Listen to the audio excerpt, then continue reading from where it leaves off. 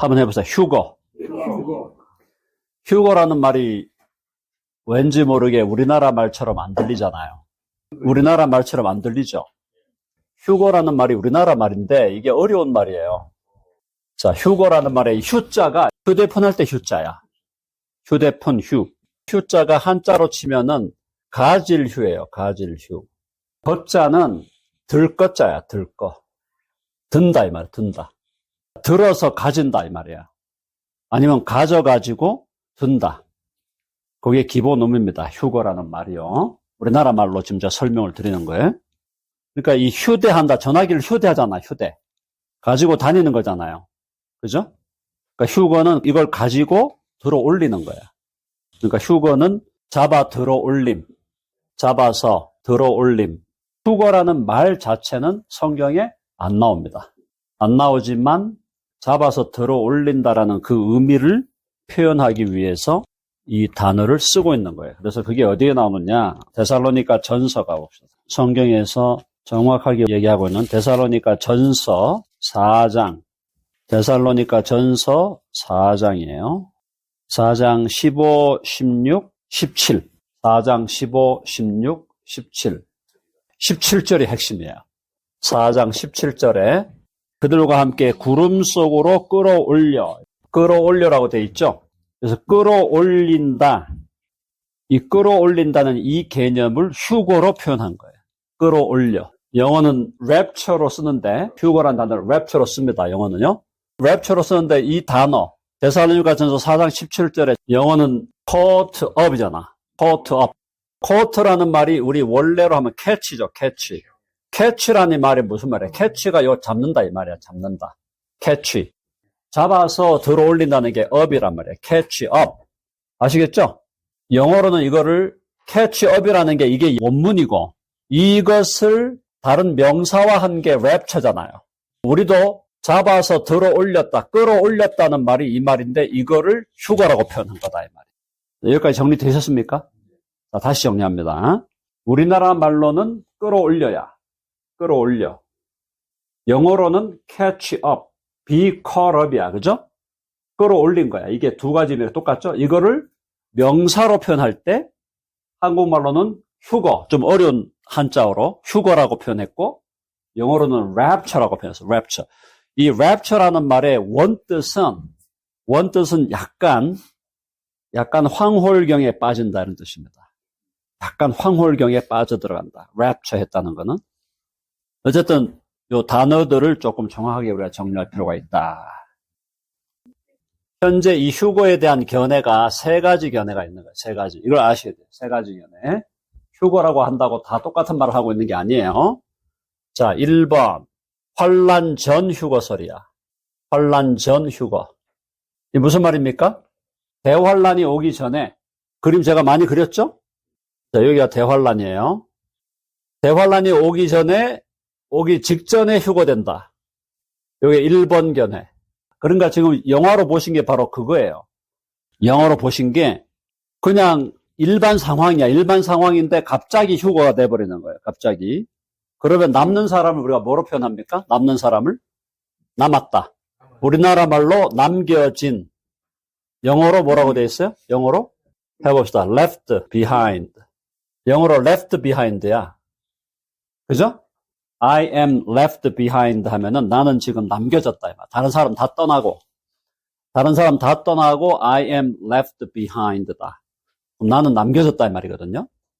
그래서 이 left behind라고 하는 이걸로 소설을 쓰죠. 소설. 이게 소설 제목이야. 이 소설이 미국 역사상 제일 많이 팔린 소설입니다. 거의 1억 부가 나갔다. 1억. 근데 전부 엉터리거든 이게.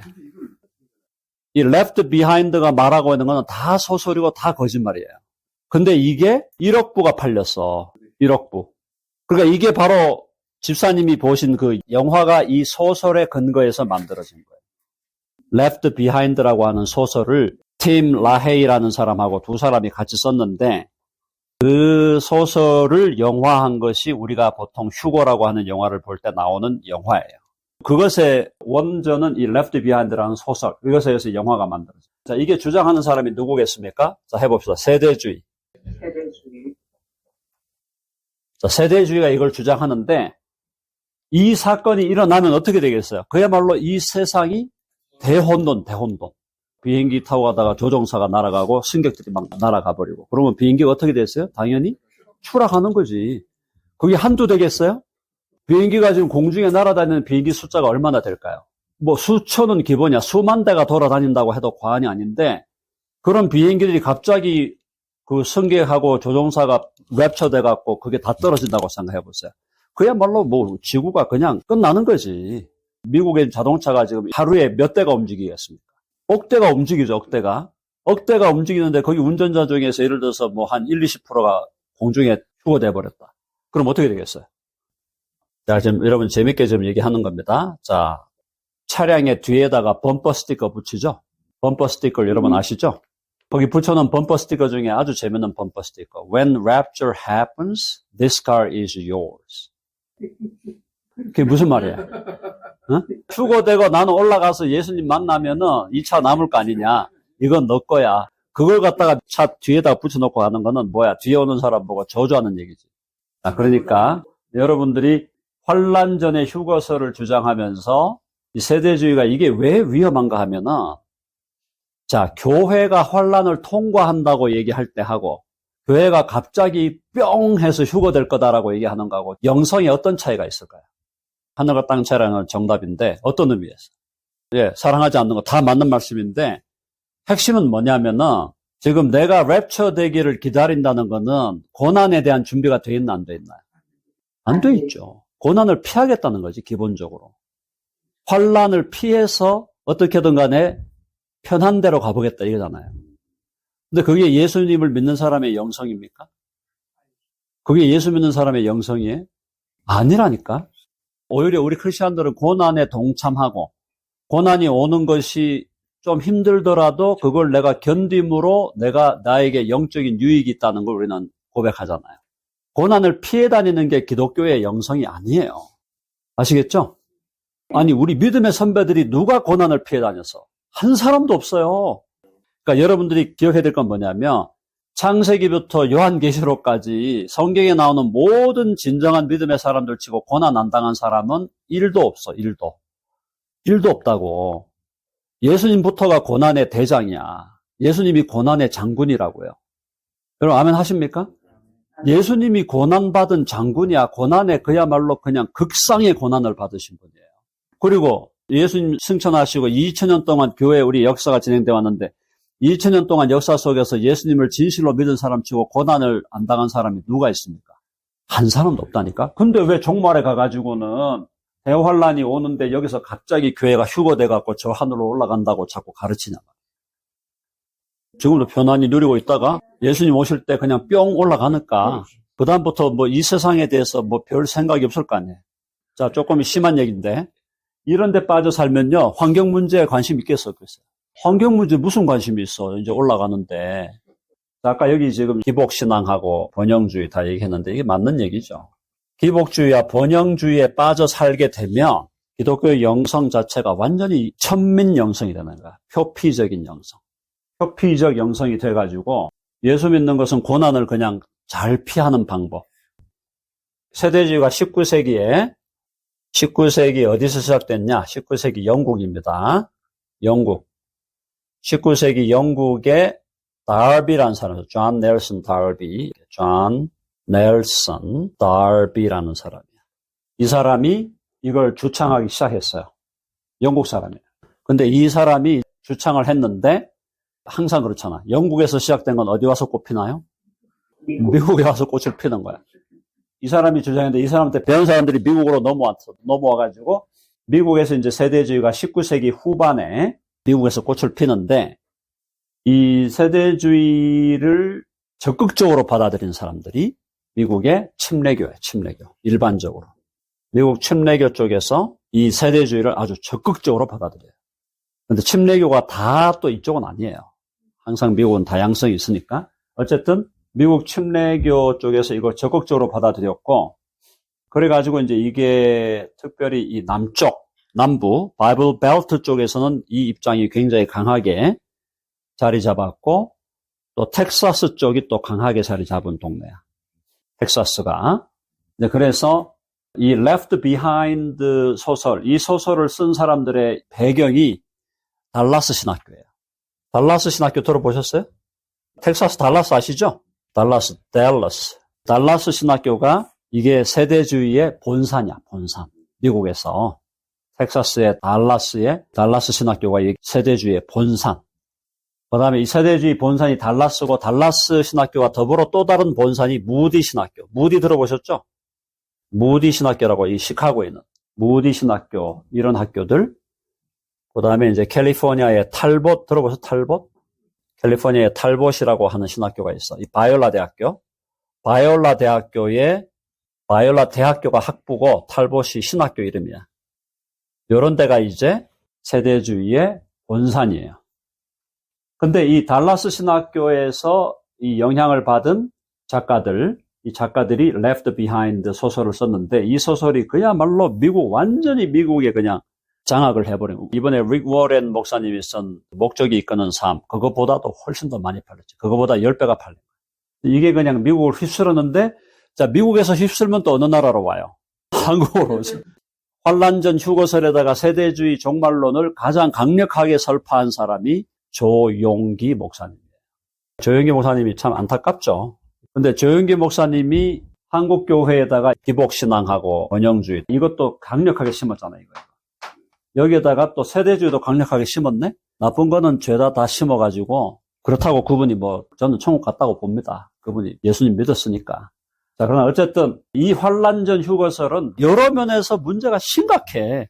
근데 이게 지금 미국에도 엄청나게 자리를 꽉 잡고 있고, 그 다음에 한국에도 또 이름 있는 사람들이 또 그걸 계속 해놓으니까, 아까 우리 장로님 말씀대로 부흥사들이 계속 그 얘기하고 나팔수들이 나오니까, 이게 그냥 대중에게는 너무너무 이게 그냥 쉽게 퍼져 있다는 거죠. 이거 아닙니다. 아시겠죠? 자, 해봅시다. 환란전 휴거설은 아니다. 네. 2번. 환란 중 휴거설이에요. 환란 중 휴거설. 휴거가 일어나는데 환란 중이 일어난다. 그러니까 그건 뭐냐면 중간, 미들. 여기 중간에 휴거된다. 환란을 막 겪고 있다가 환란의 일부가 지나간 다음에 중간에 어떤 시점에서 예수님을 믿는 사람들이 들어 올려져서 공중으로 올라간다. 중간 휴거설이 또 있는 거예요. 이것도 아주 그럴싸하게 많은 학자들이 주장도 하고 하는데, 우리가 볼 때는 근거가 없다. 세 번째가 뭡니까? 환란 후 휴거설. 여기에 우리 입장이에요. 환란 후 휴거설은 뭐예요?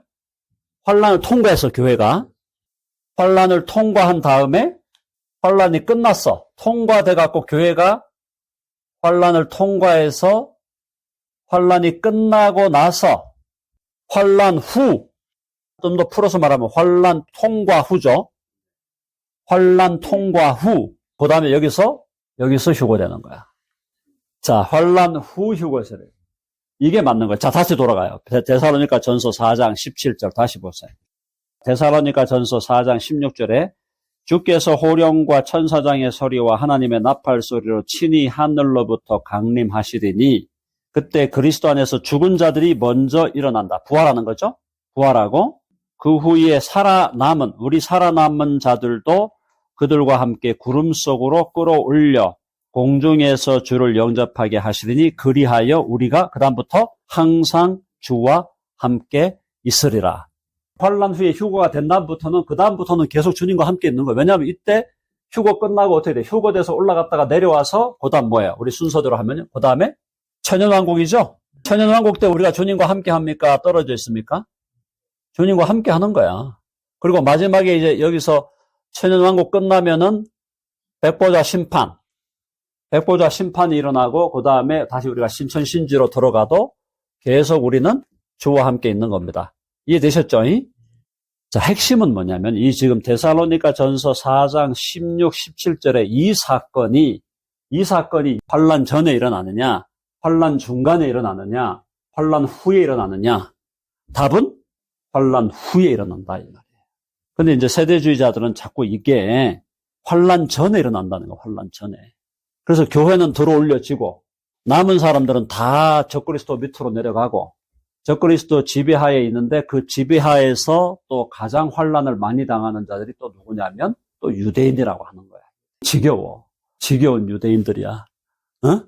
유대인들만 고난당하고 죽도록 적그리스도 아래서. 그리고 나중에 유대인들이 어떻게 되는 거야? 또 천년왕국 가면 유대인들이 또 어떻게 돼? 천년왕국에서 또 누가 다스려요? 이때 통치 계급의 제일 높은 계급에 누가 올라가는 거야? 유대인이 올라가는 거예요. 그게 세대주의라니까?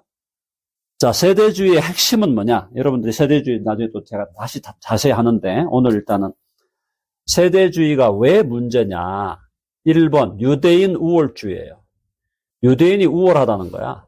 유대인 우월이야. 그러니까 구약을 해석할 때도 구약의 중심 백성이 유대인이라고 하는 얘기를 하면은 언뜻 들으면 맞잖아요. 맞죠? 근데 자세히 들어가 보면은 그게 또 사실이 아니야. 구약의 중심이 유대인 아닙니까 하면은 그거 반박할 사람 누가 있겠어? 반박하기 어렵잖아요. 근데 그럼 다시 물어봐. 그럼 당신이 구약의 중심이 유대인이라고 한다면 그럼 구약에서는 유대인만 구원받았다는 얘기입니까? 다시 물어봐야 돼. 그럼 이제 그때 그 질문을 딱 하면은 자기들이 헷갈리제이션이 생겨 이제. 그러니까 유대인만 구원받았나? 그건 아닌 것 같은데? 구약에서 유대인만 구원받은 게 아니라 그랬죠? 구약에서 하나님이 유대인만을 위해서 일하셨나요? 이방인을 위해서도 일을 많이 하셨어요. 이방인을 얼마나 불러들였는데. 그리고 요나를 갖다가 아수르의 니느웨에 보냈다는 건 엄청난 거예요. 니느웨는 그 시대 최고 제국의 수도인데 거기에 당시의 선지자 요나를 보내갖고 거기서 수십만 명을 구원했다고 나와 있잖아 지금. 그러면 구약에서 하나님이 유대인을 중심으로 역사하신다는 말 자체는 틀린 말은 아니야. 그러나 그것이 only 유대인이냐 하면은 그거는 말이 안 되잖아요. 근데 이제 세대주의는 자꾸 그런 식으로 가르치는 거예요. 유대인이 우월하고 유대인들이 본질상 하나님의 백성이다. 그러니까 이방인은 하나님의 백성에서 항상 2등급이야. 이해되시죠? 1등급은 항상 유대인이야. 이방인은 2등급. 그게 세대주의인데 이걸 이제 받아들인다는 거죠. 그래서 이제 이게 문제가 뭐냐면 미국이 이스라엘에 대해서 친이스라엘파잖아요. 미국이 친이스라엘파가 되는 데 있어서 세대주의 신학이 강력하게 역할을 했다고 봐요. 정치적으로 미국이 이스라엘을 지지한다. 저는 반대하지 않습니다. 나는 그거 반대하지 않아요. 그런데 신학적으로 마치 교회가 하나님의 중심이 아니고 이스라엘이라고 하는 어떤 종족, 어떤 민족이 하나님의 중심 관심이라고 보는 것은 철저히 틀린 것이다. 왜? 하나님의 관심은 처음부터 열방이에요. 처음부터 열방 맞죠? 자, 창세기 12장 가봅시다. 창세기 12장. 창세기 12장 2절과 3절. 창세기 12장 2절과 3절. 자, 거기 뭐라 그랬어요? 땅의 모든 족속이라 그랬죠? 해봅시다. 땅의 모든 족속. 이거 우리나라 말로 하면 이게 열방이야. 성경에서는 열방이란 말이 안 나오니까 이방이야, 이방. 그렇죠. 그러니까 이게 지금 이 말이 열방을 향한 하나님의 아브라함을 부르실 때부터 하나님은 열방을 향한 계획이지 이스라엘이라는 한 민족을 향한 계획을 하신 게 아니다 이 말이에요. 근데 왜 자꾸 이스라엘, 유대인 거기에 빠져가지고 이스라엘 그러면 벌벌 떨고 뭐 유대인 그러면 막 이렇게 막 숭배하고 그게 하나님의 뜻이 절대 아니다 이 말이에요. 아시겠죠? 유대인 우월 이거 틀린 겁니다. 세대주의. 세대주의의 가장 핵심이 바로 유대인이 우월하다는 거야. 두 번째가 성경을 세대로 나눈다. 요즘 이거 조금 많이 바뀌었지만은 7세대, 7시대. 세대주의라는 말하고 시대주의는 같은 말이니까 7시대로 성경을 나눠서 보는 거예요. 그리고 각 시대마다 구원의 방법이 다르다. 요즘에 이제 그건 많이 바꿨어요. 이 사람들이 그것까지 주장하다 보니까 이단으로 몰리니까. 왜냐하면 시대마다 구원의 방법이 달라. 어떤 때는 율법 지켜서 구원받고 어떤 때는 또 순종해서 구원받고 어떤 때는 양심을 따라 사니까 구원받고 예수님 오시고 난 다음에 믿음으로 구원받고 구원받는 방식이 다 달라요.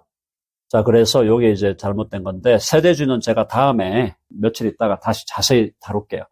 자, 교회가 휴거돼 버렸어요. 공중에서. 공중으로 휴거돼서 교회는 뭐 하느냐 했더니 세대주의 주장은 교회는 공중에서 혼인잔치를 한다는 거예요. 예수님하고. 여기서 사람들은 다 고난당하고 있는데 교회만 쏙 빠져가지고 올라가서 혼인잔치 하고 있다는 거예요. 그게 아니고 교회는 환란을 통과하면서 대환란의 시대에 아직 뭐 해야 될 사람이 있습니까? 해봅시다. 아직도 순교해야 할 사람들이 있다. 그러니까 이걸 통과하면서 핍박 중에 살아남는, 대부분이 살아남겠지만 일부는 순교를 하게 되는 거예요. 그렇죠? 그렇게 해서 통과해서 나중에 주님 오실 때 이때 마지막 환란 후에 우리가 휴거돼서 주님을 만나서 다시 내려오는 거예요. 만나서 내려와서 이 땅에 천년왕국을 이루고, 천년왕국은 뭐의 회복이다? 뭐의 회복이에요? 에덴의 회복. 에덴의 회복이죠. 회복이 일어나고 그 다음에 신천신지로 들어간다.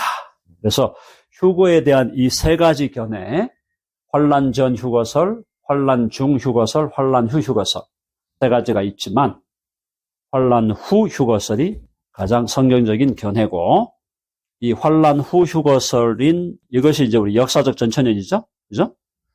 역사적 전천년설 혹은 전천년주의와 연결되어 있다. 그래서 이제 우리 한동안 덴버 신학교도 지금 많이 바뀌었는데, 덴버 신학교가 1980년도, 80, 90, 2010년까지 달라스가 세대주의라면 덴버 신학교가 역사적 전천년이에요. 덴버 신학교가 1980에서 2010년까지는 한 30년간 역사적 전천년설의 중심으로 우리 학교가 역할을 했는데 2010년부터 다양한 사람들이 자꾸 들어오고 있어요. 그래서 무천년설자도 좀 들어와 있고, 세대주의는 우리 학교의 풍토상 세대주의자들은 자리 잡기가 어려워. 그래서 세대주의자들은 거의 없고, 지금 우리는 역사적 전천년설을 대부분 다 주장하지만 우리 학교 미국인 교수들 중에 뭐 리케스, 블룸버그 이런 사람들 다 주장하지만은 지금 이제 무천년설자들이 몇 사람 지금 새로 들어와 가지고 그렇게 되어 있습니다. 어쨌든 성경을 그냥 우리가 상식적인 눈으로, 자, 상식적인 눈으로 읽으면은 나팔이 분다 그랬고 주님이 오신다 그랬으니까 그때 가서 그럼 우리가 올라간다는 거구나. 그렇다면 지금 마태복음 읽어봐도 우리가 환란 당한다고 돼 있잖아.